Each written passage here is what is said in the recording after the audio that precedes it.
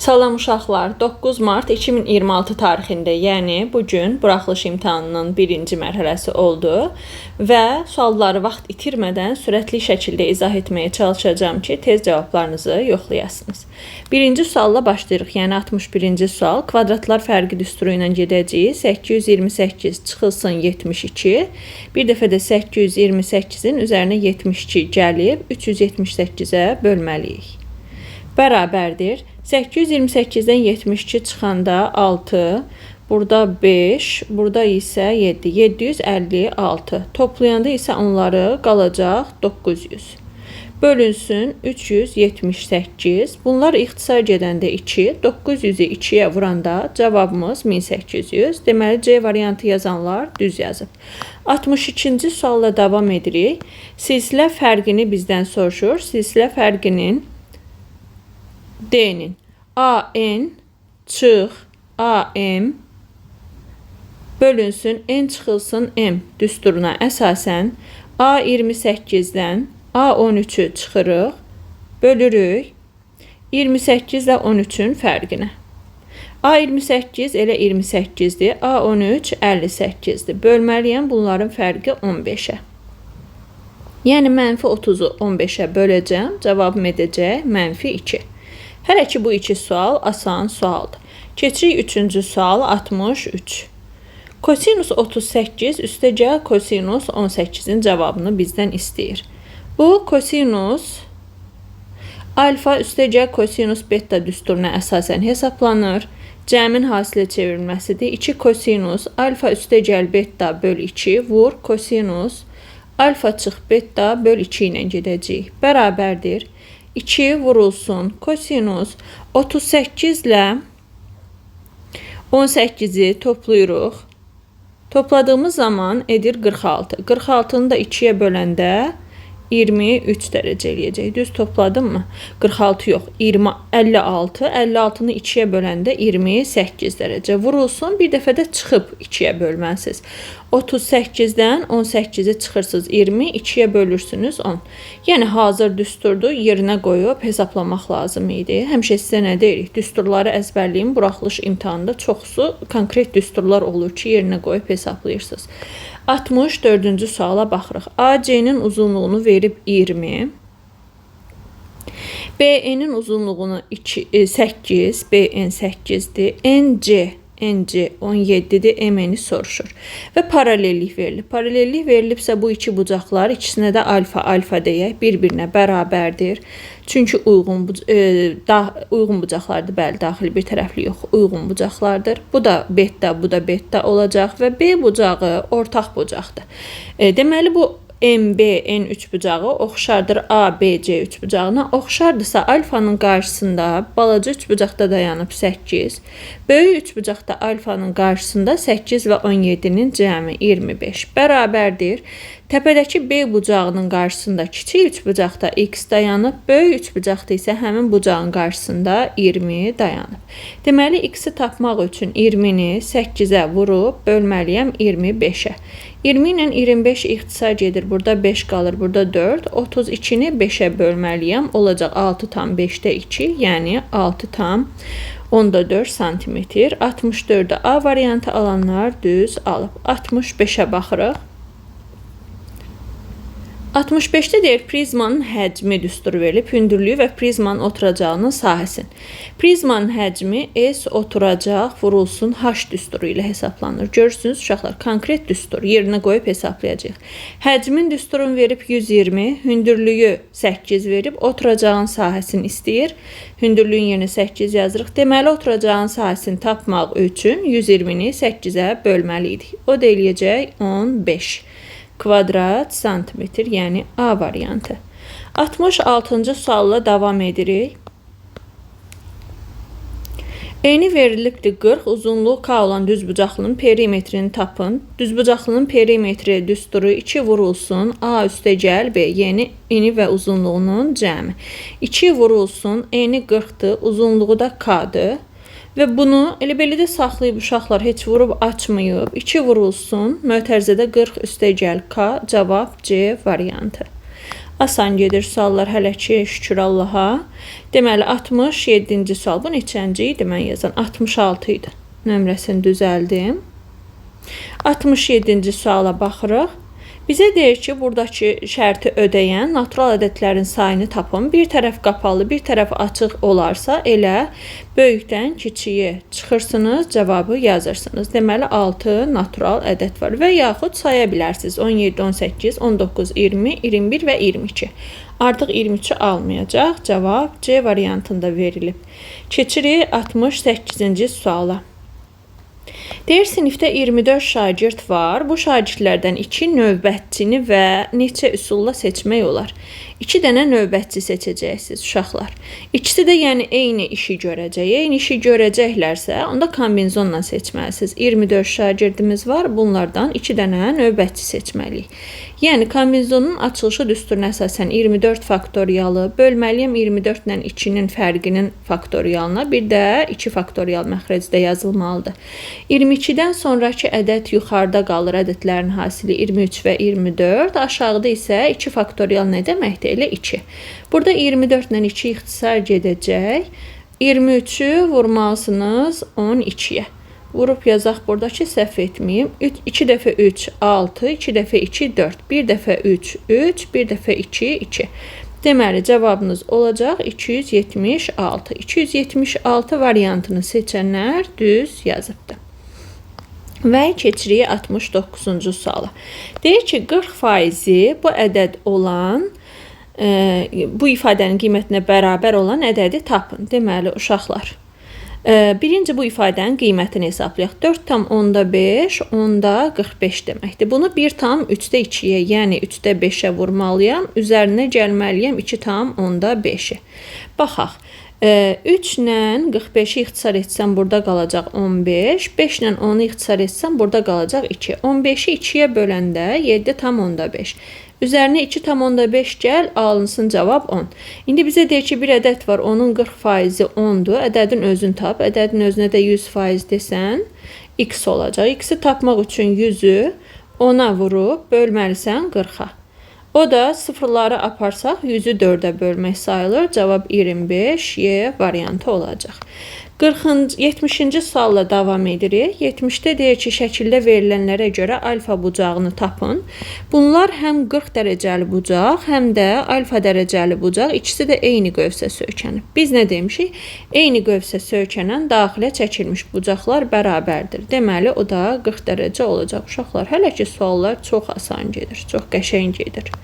Yəni, bizim də istədiyimiz budur. Baxın, trigonometriyanı necə rahat salıblar. Konkret ədədlərdir. Sinus 60 dərəcədə nə alır? Cədvəl qiymətimiz var buna uyğun. Kökdə 3 bölünsün 2. Kosinus da 30 dərəcədə kökdə 3 bölünsün 2 alır. Bərabərdir 0. Y variantı. 71 Y variantı. Necə yazmısınız? Baxın uşaqlar, necə qəşəng suallardır, necə qəşəng suallar düşüb. 2 üstü kökdə 2-ni kökdə 2-yə vurmalısınız burada. Yəni 2-nin üstü kökdə 4, kökdə 4-dən də 2 çıxır. 2-nin kvadratı 4. Cavab olacaq B variantı. Sevinirəm sualları görüb uşaqlar sizin adınıza. Bu suala baxın uşaqlar. Mənfi 2x kiçik bərabərdir 8. Hər tərəfi mənfi ədədə böldüyünüz üçün bərabərsizlik işarəsi əksinə dəyişəcək. X böyük bərabər olacaq mənfi 4-dən. Və deyir ki, ən kiçik həllini tapın və cavab D variantı. Çünki bunun ən kiçik həlli mənfi 4-dür. 74-cü sualla davam edirik. Görünür, ətraflı yazı sualları daha düşündürücü olacaq. Həmişə belə olur. Konusun doğuranı verilib. Çəkək konusun doğuranını. Baxın, budur konusun doğuranı. Verilibdir 10 kökdə 3. Və oturacaq müstəvisilə 30 dərəcəli bucaq əmələ gətirir. Bu bucağımız burada yerləşdirilməlidir. Radius çəkilir, radiusla doğuran arasındakı bucaq. Konusun oturacağının radiusunu soruşur uşaqlar. Deməli, bu 30 dərəcəli bucaq qarşısındakı kateti hipotenuzun yarısı olduğuna görə bura 5 kök altında 3 olacaq. Amma sizdən 60-ın qarşısındakı kateti soruşur. Radius 60-ın qarşısındakı kateti, 30-un qarşısındakı katetin kökdə 3 mislini yazacaqsınız. Kökdə 3-ü kökdə 3-ə vuranda 3, 5-i 3-ə vuranda 15 edəcək. Əla sualdır. Keçirik buna. Burada nə edəcəyik? Ortaq vuruq çıxardacağıq. Belə yazaq da, birinci məhsul hissə ilə məlum hissəni ayıraq. 2 üstü x vurulsun 2 üstü 3 kimi yaza bilərik bunu. Nəyə görə? Vurma zamanı qüvvətlər toplanılır. Burada nə edəcəksiniz? 3 üstü x vurulsun 3 şəklində yaza bilərik. Çıxılsın 3 üstü x.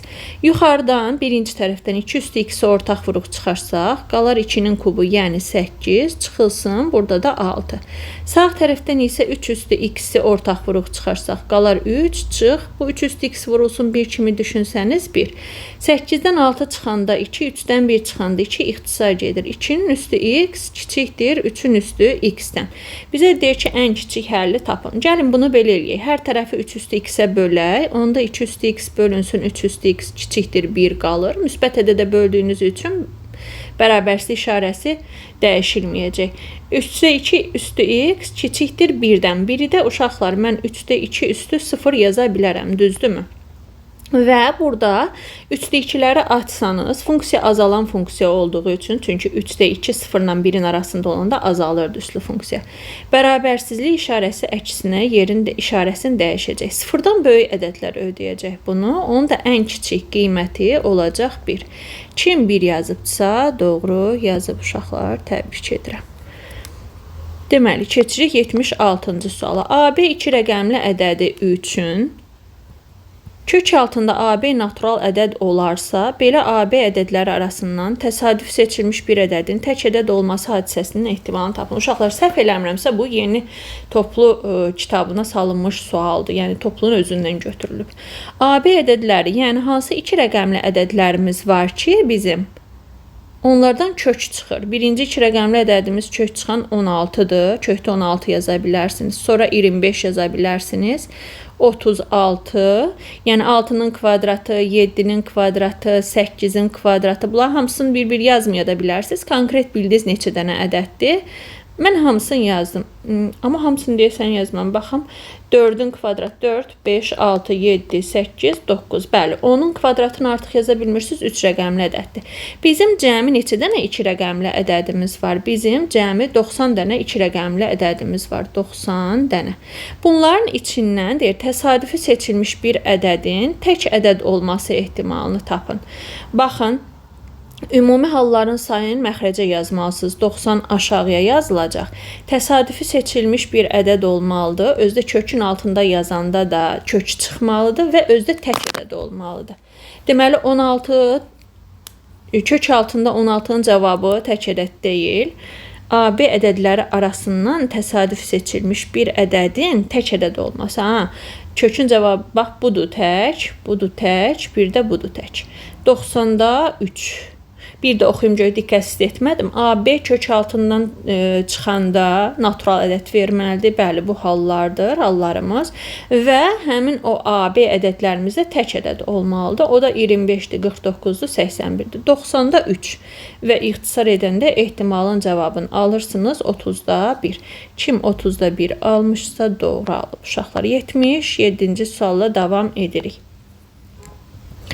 Deməli, loqaritma 81 əsasından yazıb uşaqlar. 81-i mən 9-un kvadratı kimi düşünə bilərəm. 8 yazıb, 8-i isə 2-nin kubu kimi düşünə bilərəm. Bu bölünsün. Loqaritma 9 əsasından 32-ni 2 üstü 5 kimi düşünəcəm. İndi qüvvətlərin qarşıya keçmə xassəsinə əsasən, baxın, bu 3-ü və 2-ni qarşıya keçirirəm. 3 surətə 2 məxrəcə qalır loqaritma 9 əsasdan 2. O 9-un da yerinə 3-ün qüvvəti kimi yazmaq olardı, amma burada ehtiyac yoxdur. Burada təkcə 5 qarşıya keçəcək. Qalacaq loqaritma 9 əsasdan 2. 9 əsasdan 2-lər ixtisar gedəcək. Qalacaq 2-də 3 bölünsün 5, yəni vurulsun 5-də 1. Yəni cavabımız olacaq 10-da 3. Keçirik 78-ci suala. Deyir, x mənfi 0,4 olarsa, ifadəsinin qiymətini hesablayın. 0,4 olarsa, deməli, 10 vur x-in kvadratı, yəni mənfi 0,4-ün kvadratı çıxılsın 5 vur modulda mənfi 0,4. Sonra üstə gəl 3 bərabərdir. 10 vurulsun 0,16 çıx. Modulda mənfi 0,4 müsbət 0,4 verəcək. 10'u 0,16'ya vuranda 1,6, çıx 5'i 0,4'ə vuranda 2 üstəgəl 3. Uşaqlar 1,6 ilə 3'ü toplayanda 4,6, bundan da 2 çıxanda cavab 2,6 olacaq. 79-cu suala baxırıq. Artıq ətraflı yazılara gəldik, çatdıq deyəsən. Deyir ki, aralarındakı məsafə 34 olan A və B məntəqələrindən velosipedçi və piyada eyni zamanda qarşı-qarşıya hərəkətə başladı.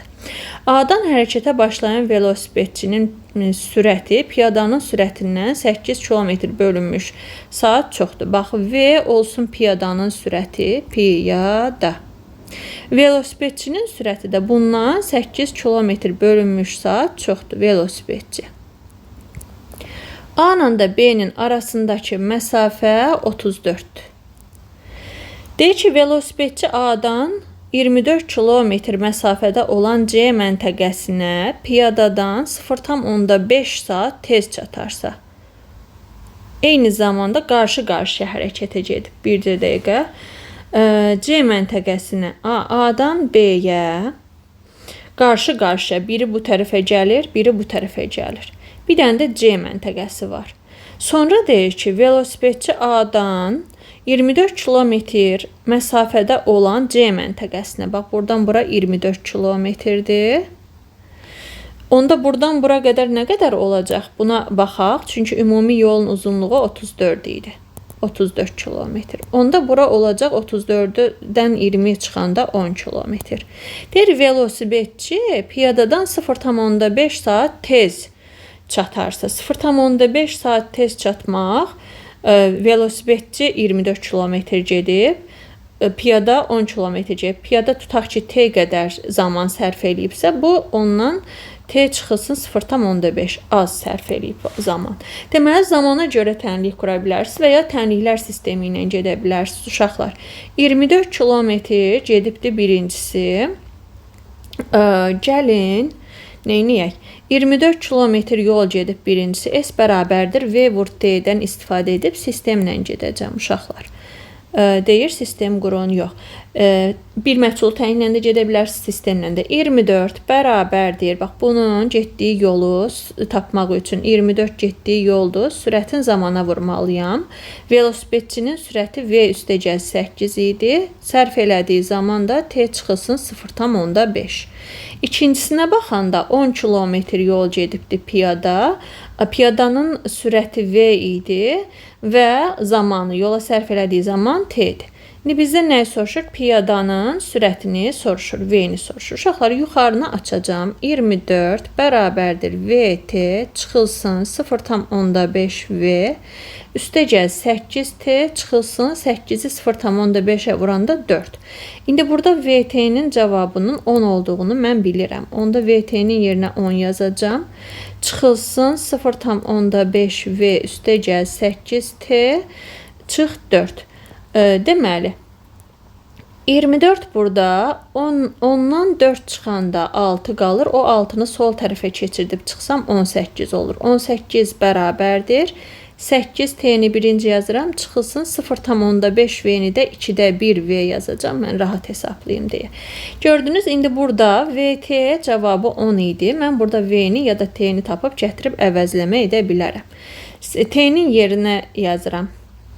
Gəlin, T'nin yerinə yazım. T bərabərdir 10 böl V.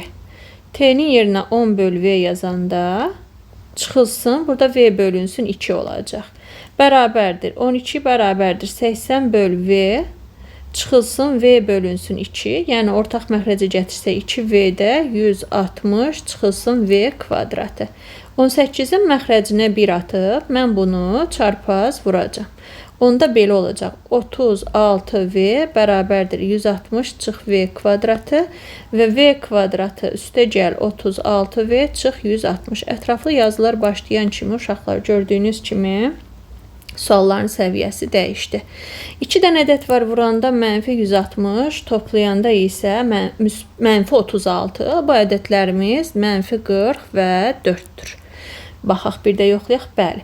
Və sürət mənfi ola bilməyəcəyi üçün sürət 4-dür. V-ni 4 tapdım. Sizdən nəyin sürətini soruşmuşdu? Piyadanın sürətini soruşub. Piyadanın sürəti V-dir.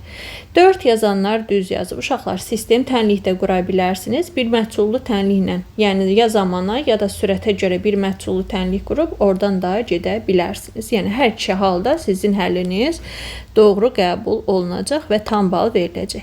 80-ə baxıram. 24 nəfərdən ibarət işçi qrupunda olan qadınların yaşlarının ədədi ortası 21-dir. 24 nəfər. Kişilərin yaşlarının ədədi ortası. Uşaqlar, onda qadınların yaşlarının cəmi. Neçə olmalıdır ki, mən onun sayına bölürəm, 24-ə bölürəm. Ədədi ortanı əgər 21 tapıramsa, deməli qadınların yaşlarının cəmini tapanda 24-ü 21-ə vuracam. Qadınların yaşlarının cəmi. 24 vurulsun 21. Sonra kişilərin yaşlarının ədədi ortası. O zaman kişilərin yaşlarının cəmini siz bölməlisiniz kişilərin yaşlarının sayına. Amma burada verməyib neçə nəfər. Bircə dəqiqə, 24 nəfərdən ibarət işçi qrupudur. Mən bilmirəm neçəsi qadındır bunun. X qadın olsun, Y-də kişilər. Onda yaşlarının cəmini, saylarını özlərinin sayına böləndə burada 29 düşəcək. Onda belə çıxır ki, qadınların yaşlarının cəmi, daha doğrusu kişilərin yaşlarının cəmi 29 vurulsun Y-dir. Bu yuxarıda da düzəldim, 21 vurulsun X-dir.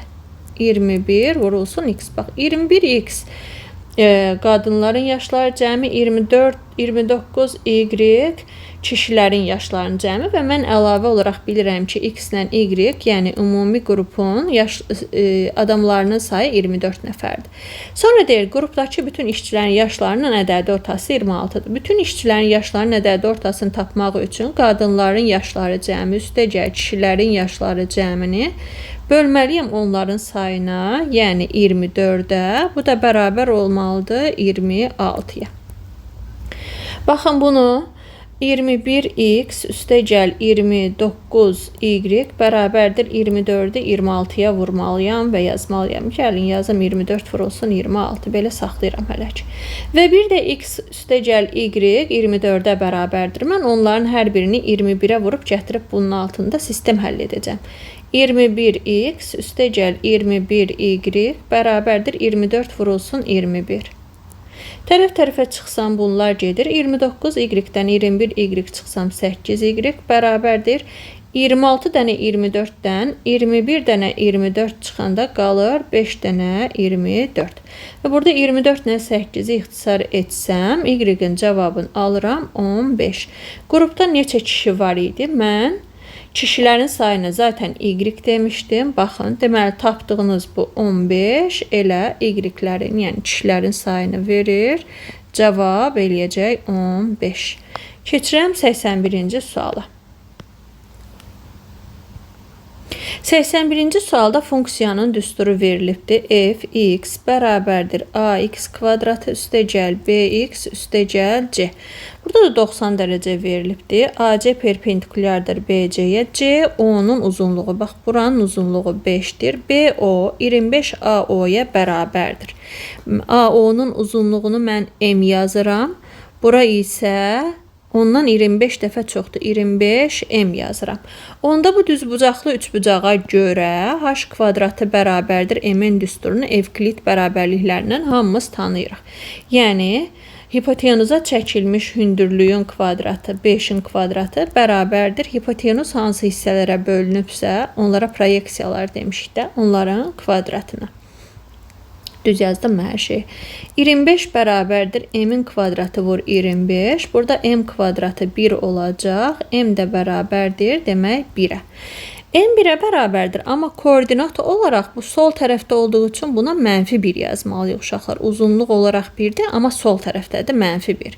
Bu 25 M onda 25-i 1-ə vuranda 25 olur. Elə sağ tərəfə 25 yazılmalıdır. Parabolanın təpə nöqtəsinin absisini soruşur. Uşaqlar, bir parabola veriləndə parabolanın təpə nöqtəsinin absisi onun simmetriya xəttini bildirir. Baxın, bu nöqtəni soruşur. Yəni, bu simmetriya xətti də bu köklərin ikisinin ədədi ortasıdır. Tən ortada buradan bura qədər məsafənin bu məsafələr eynidir.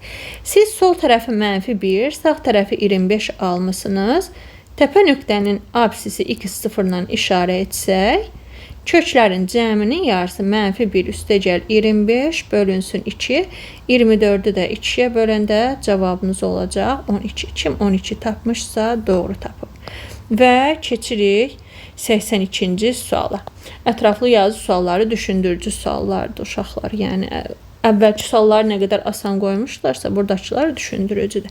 Alfabetdə uyğun tərəfləri paralel olan müxtəlif adlı qamma və fi isə uyğun tərəfləri paralel olan eyni adlı bucaqlardır. Sonra deyir, qammanın dərəcə ölçüsü alfanın dərəcə ölçüsündən 20% azdır. Fi'nin dərəcə ölçüsü bettanın dərəcə ölçüsündən 20% çoxdur. Deməli, alfabetdə qamma fi. Baxın, gəlin verilənləri alfabetdə uyğun tərəfləri paralel olan müxtəlif adlı bucaqlardırsa, müxtəlif adlı olanda onların cəmi 180 olur. Bu tənlikləri yazaq. Qamma ilə fi uyğun tərəfləri paralel olan eyni adlı bucaqlardır. Eyni adlı olduqları üçün bunlar bərabərdir. Sonra deyir, qammanın dərəcə ölçüsü alfanın dərəcə ölçüsündən 20% az. 20% az olmaq 100-dən 20% çıxanda bunun 80%-ini tapmaq deməkdir.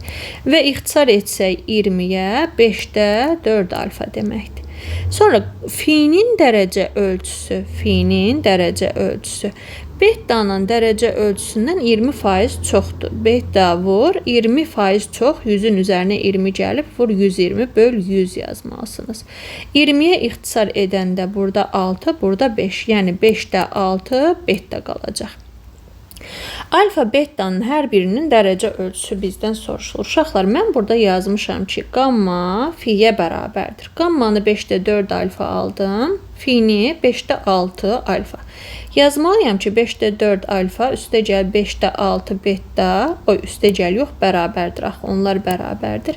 Və burada 5-ləri ixtisar etsəm, 4 alfa bərabərdir 6 betta alıram. Və alfaya 6k deyək. Alfa bərabərdir 6k, betta da bərabərdir 4k. İxtisar da edə bilərdiniz uşaqlar, amma bir də daha yazdım, belə silmirəm, belə də yazmaq olar. İndi biz də bilirik ki, alfa ilə bettanın cəmi axı 180-dir. Alfa 6k'dır, betta 4k'dır, cəmi 10k edəcək. 10k 180-dirsə, k'mız 18 olacaq. K 18 olacaq. K 18-dirsə, alfa ilə bettanı ayrı-ayrı tapmalıyam. Alfa 6k yazmışamsa, 6 vur 18 bərabərdir 108 olacaq. Bettaya 4k yazmışamsa, 4 vur 18 bərabərdir 72 dərəcə olacaq. Biri 108, biri 72. Səbirlə məsələni həll edib, məsələnin şərtini oxuyub, qeydlərinizi götürsəniz, o məsələ sizə belə gözü qorxulu gəlməyəcək uşaqlar. 83-ə baxırıq. ABC üçbucağında C bucağı 90 dərəcədir. Yazıram. C, bura A yazıram, burada B. Və AD tənböləndir. AD tənböləndir. Tənböləndirsə, bura yazıram alfa alfa. C bucağı 90-dır. CD'nin uzunluğu. CD'nin uzunluğu 2,4'dür. AB'nin uzunluğu 8,5'dir. ABD üçbucağının sahəsini tapın. ABD üçbucağının sahəsini görək necə tapırıq uşaqlar. Deməli, biz nə yazmalıyıq? Tənbələnin xassəsinə görə, məsələn, bura mən bir dənə A yazıram, burada M yazıram. Tənbələnin xassəsinə görə mən yazmalıyam. A-nın 8,5'ə nisbəti bərabərdir 2,4'ün M-ə nisbətinə. Və burada mən alıram ki, A vurulsun M bərabərdir 2,4 vur 8,5. Bunu 10'da 24, bunu da 10'da 85 yazıb ixtisar edək görək. Daha qəşəng bir ədəd alarıq, ümid eləyirəm. Bunlar ikisi 5'ə gedir. 5'ə gedəndə 17, burada 2. 2 ilə də 24'ü ixtisar etsəm 12. Heç qəşəng ədəd olmadı. 12 vurulsun 17, bölünsün 10. Yəni mən düşünürdüm ki, rahat bir ədəd alaram və alt-alta vurmaq məcburiyyətində qalmaram. Şifahi səhv eləyə bilərəm deyə alt-alta vuracağam. 7 dəfə 2 14 bir yadda, 7 dəfə 1 7, 8-imiz də var idi. Bir də yadda idi. Bir dəfə 2 2. Uşaqlar, həyəcandan hardasa səhv etsəm 20 tam onda 4. Çünki öz şagirdlərimdə imtahan verib, onların da həyəcanı var, məndə hal-hazırda. Deməli, bizdən bunun sahəsini istəyir. Körbucaqlı üçbucaqdır. Körbucaqlı üçbucaqda da üçbucağın sahəsini tapmaq üçün siz bunun oturacağın tərəfini hündürlüyünə vurmalısınız. Sadəcə olaraq hündürlük xaricə düşür. Çünki bu körbucaqlı üçbucaqdır. S A, B, D bərabərdir. 2-də 1 oturacaq, yəni M vurulsun hündürlük A. Siz burada oturacağı tapdınız, oturacaqla hündürlüyün hasilini baxın. A, M-i tapdınız 20 tam onda 4. Onu da 2-yə vuran böləndə cavabınız olacaq 10 tam onda 2. Uşaqlar, ümid edirəm hesab səhv etmədim, amma bir də yoxlayacağam. Onda 24, onda 85. 2-yə ixtisar etdim. Yox, birinci 5'e ixtisar etdim. 17, 2, 2'ye ixtisar etdim. 12, 17 vur 12'ni ona böldüm. 8, 2, 204. Düzdür uşaqlar. 10 tam, onda 2 yazanlar düz alıb. Və sonra keçirəm 84-cü sualımıza. Deyir ki, bu nöqtələrini birləşdirən parçanın orta nöqtəsinin absis oxunun mənfi hissəsi üzərində. Baxın, absis oxunun mənfi hissəsi üzərində tutaq ki, buralarda bir yerdədir. Bu o demək ki, bunun x-i var, amma y-i sıfırdır. Burada yerləşir. K-nı tapın. Parçanın orta nöqtəsinin koordinatlarını tapmaq üçün siz bunların x-ini tapmaq üçün toplayıb yarıya böləcəksiniz x-ləri. Yəni k kvadratı çıx 4k ilə 12 çıxılsın 4k-nı toplayıb bölürsünüz 2-yə. Olacaq k kvadratı çıx 8k üstə gəl 12 böl 2. Bu belə. Y-i də tapmaq üçün y-imiz olacaq, y-ləri toplayıb 2-yə böləcəksiniz. Bax bunları. K kvadratı üstə gəl 32 çıx 12k bölünsün 2. İndi biz bilirik axı absis oxu üzərindədir. Onda absis oxu üzərindədirsə bunun y-i sıfırdır. Bu tənliyi həll etməliyəm. Tənliyi də həll edəndə kəsrin qiyməti sıfırsa demək sürət sıfırdır. Sürətdə sadəcə toplananların yerini dəyişik yazdım. 2 dənə ədədiniz var. Bu ədədləri vuranda etməlidir 32, toplayanda etməlidir 12. Hansı ədədlərdir? Təbii ki, biri 8-dir, biri 4. İndi baxaq görək biz bunun hansını götürməliyik. Absisin sol tərəfi üzərindədirsə, mən k-nı aparıb x-də yerinə qoyanda mən bunun cavabı mənfi almalıyam. Mənfi bir ədəd. Çünki absis oxunun sol tərəfi mənfi koordinatları bildirir. İndi baxaq görək k-nın yerinə 4 yazsam nə olur? K bərabər 4 olduqda. X bərabərdir 4'ün kvadratı yuxarıda yerinə qoyuram. 4'ün kvadratı çıx 8 vur 4 üstə gəl 12 bölünsün 2. 4'ün kvadratı 16. 16 ilə 12'nin cəmi 28. 28'dən 32 çıxanda mənfi 4. 2'yə də böləndə mənfi 2. Və salam, elə deməli ödəyən 4-dür. 8-i aparıb yerinə qoysanız görəcəksiniz ki, müsbət bir ədəd eləyir. Müsbət ədəd olmaq x oxunda müsbət tərəfdə yerləşmək deməkdir. Deməli, cavabı 4 tapanlar düz tapmışdı və həllini mən yazan kimi də yazanlar doğru hesablanacaq balları. 85 Venn diaqramı və çoxluqlar. Deyir ki, AB-nin kəsişməsində olan elementlərin sayı. AB-nin kəsişməsi ortaq yerdir. Bax, bura. 3x üstə gəl 4. Böyükdür B ilə A-nın fərqindəki elementlərin sayına. B-də olub A-da olmayan, yəni buradan. Birinci bu bərabərsizliyi işləyək, sonra görək bizdən nə tələb olunur. X-ləri bir tərəfə keçirsiniz, ədədləri digər tərəfə. 5x böyükdür 15-dən, x böyükdür 3-dən. Sonra deyir x-in natural qiymətləri üçün. Yəni x 1 ola bilər, bir də 3-dən böyük. 3-dən böyükdürsə 4, 5, 6 sonsuz gedir də. N, A fərq B-nin ala biləcəyi ən kiçik və ən böyük qiymətlərin cəmini tapın. İndi uşaqlar x-imiz 3-dən böyükdür. Bu aydın məsələ. Bir də çoxluqlardan söhbət gedirsə, burada say olmalıdır. Say natural olmalıdır. 19 çıxılsın 2x var ha. Zaten 2x üstəgəl 5 həmişə müsbətdir. 3x üstəgəl 4 həmişə müsbətdir. Bax, burada müsbət olmalıdır. B-də kənarda qalan hissə. Yəni mənfi 2x böyük olmalıdır mənfi 19-dan. X kiçik olmalıdır böləndə 9,5-dən. Deməli, x-in qiymətləri 4, 5, 6, 7, 8 və 9 ola bilər. 3-dən böyük, 9,5-dən kiçik. İndi bizə deyir ki, bu A ilə B-nin fərqindəki elementlərin ən böyük qiymətini, bir də ən kiçik qiymətini tap. Ən böyük qiyməti tap deyirsə, A ilə B-nin fərqi axı 2x üstəgəl 5-dir. Ən böyük qiyməti tap deyirsə, x-in yerinə böyük qiyməti, yəni 9-u yazıb hesaplamalıyam. O eləyəcək 23. Ən kiçik qiyməti deyirsə, x-in yerinə 4 qoyub hesaplamalıyam. Bu da eləyəcək 13. Və bizə deyir, bunların cəmi 23 üstəgəl 13, cavab eləyəcək 36. Deməli, uşaqlar, rəy bölmələrində qeyd eləyin görə imtahanı necə verdiniz? Belə ətraflı yazılar biraz düşündürücü və bir balaca yorucu ola bilər, amma bu o demək deyil ki, çətindir. Yəni, keçən illərlə müqayisədə elə 2025 səviyyədə suallardır. Heç çətinləşdirməyiblər sualları. Qəşəng idi. Qapalı suallar da ki, ümumiyyətlə çox su kimi suallar idi da, çox asan idi. Necə yazmısınız? Rəy bölməsində bildirin bizə. Biz də sevinək sizin xoş xəbərlərinizə. Hələlik.